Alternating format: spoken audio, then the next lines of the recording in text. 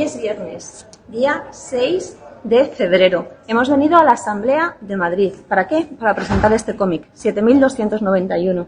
Aquí se relata lo que aconteció en las residencias de Madrid y cómo 7291 personas fueron discriminadas y se les obligó a morir de una forma traumática y agónica. Venimos invitadas por Más Madrid.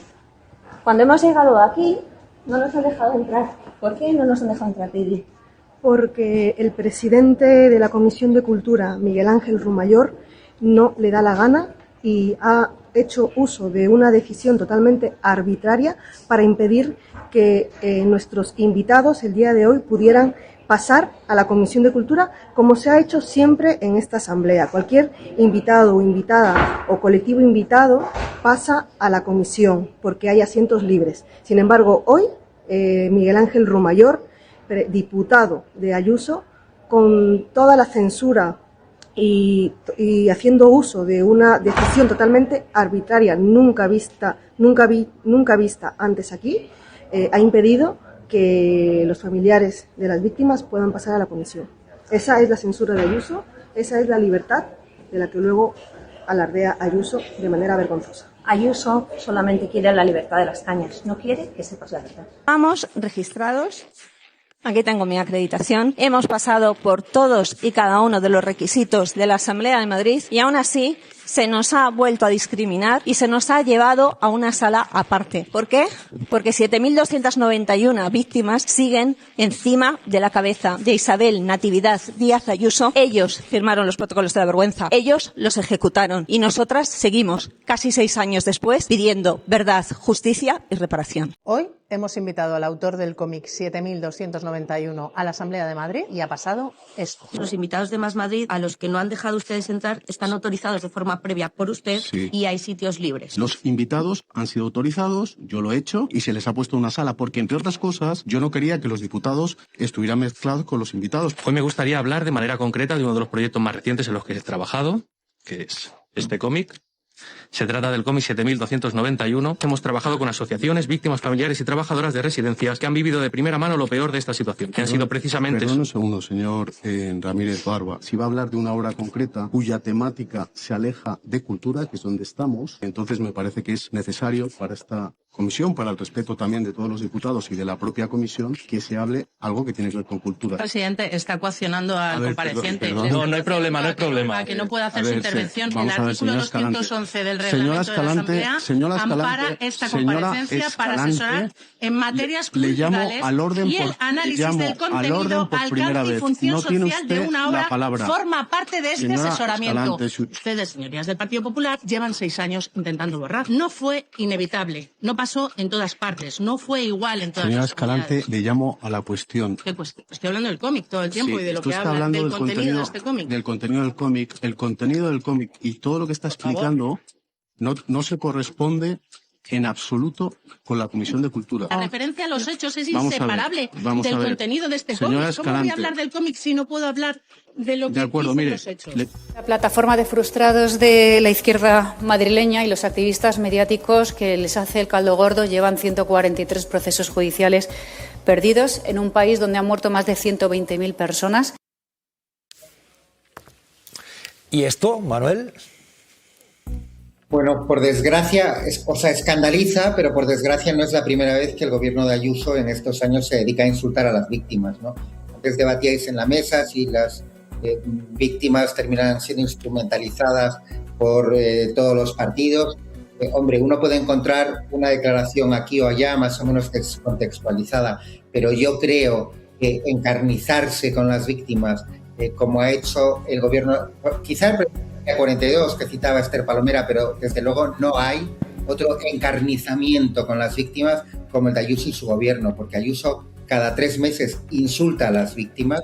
Estamos hablando de personas que perdieron. Ya, lo que pasa es que, Manuel, imagínate que ahora hubiera alguien que se conectara en este momento, las víctimas, no supiera de qué víctimas estás hablando.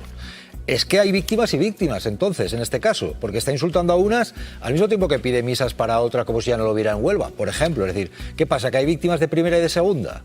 O sea, ella está poniendo en el foco a unas víctimas determinadas, que son las de la residencia.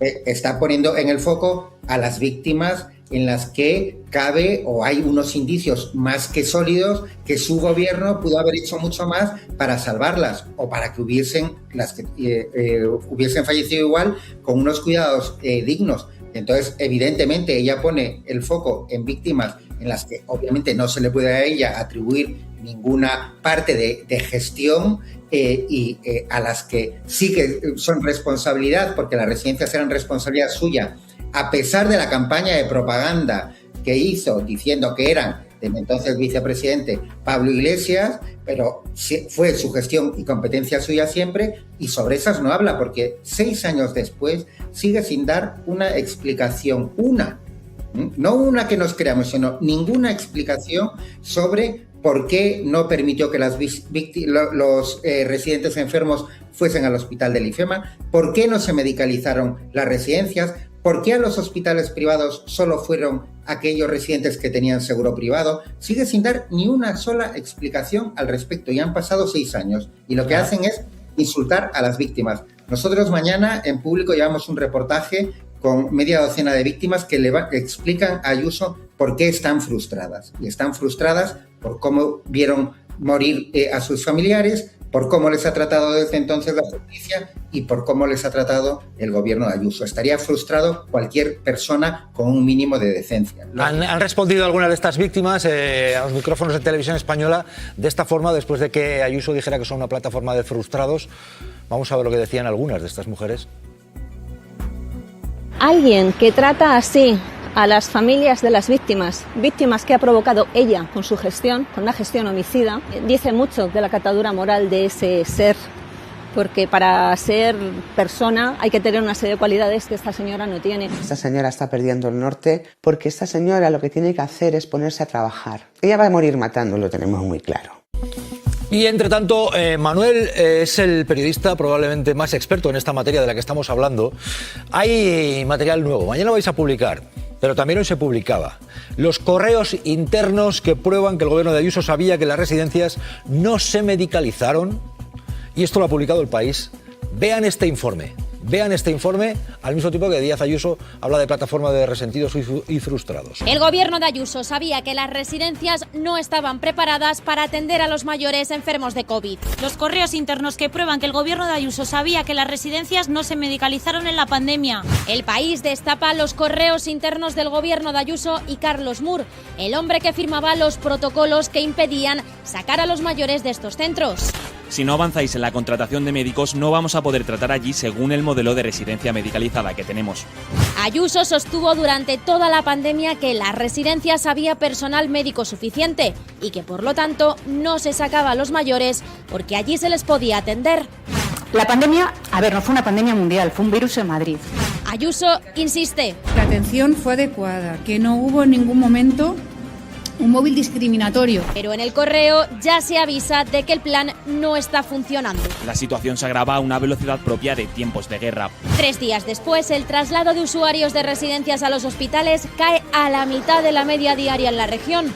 Cuando una persona mayor está gravemente enferma con el COVID, con la carga viral que había entonces, no se salvaba en ningún sitio. La publicación de estos correos internos demuestra que hubo quien alertó. No deseo que ninguna autoridad tenga en su conciencia un número importante de fallecimientos evitables. Y quien siguió pese a todo con ese plan. Siempre están criticándonos con lo mismo, siempre nos están llevando con las mismas mierdas. Esta revelación del País se conoce 6 años después, cuando la justicia sigue investigando los 7.291 fallecimientos de mayores en las residencias de Madrid. Ya les advierto que enseguida vamos a hablar de pensiones porque hay novedades, pero antes sobre esto, sobre lo que acabamos de ver. Manuel, te pido un titular. A ver, esta información es relevante, es una prueba más que demuestra que no se medicalizaron las residencias. Digo una prueba más porque Alberto Reyero, el que era consejero de Políticas Sociales, también lo denunció por carta y por correo. Y esto es absolutamente clave, porque el protocolo de la vergüenza, si se hubiesen medicalizado las residencias, habría tenido mucho menos impacto. Y las residencias, y con esto termino, se podían haber medicalizado porque el gobierno Ayuso tenía a su disposición a 1.650 médicos y enfermeras. En vez de enviarlos a las residencias, envió 1.400 al hospital de campaña de IFEMA y 250 a los hoteles medicalizados. Y ahí no atendió a ningún residente. Es decir, antepuso las dos grandes operaciones de propaganda del gobierno Ayuso en aquel momento a el bienestar y la ayuda a las personas que estaban gravemente enfermas en la residencia.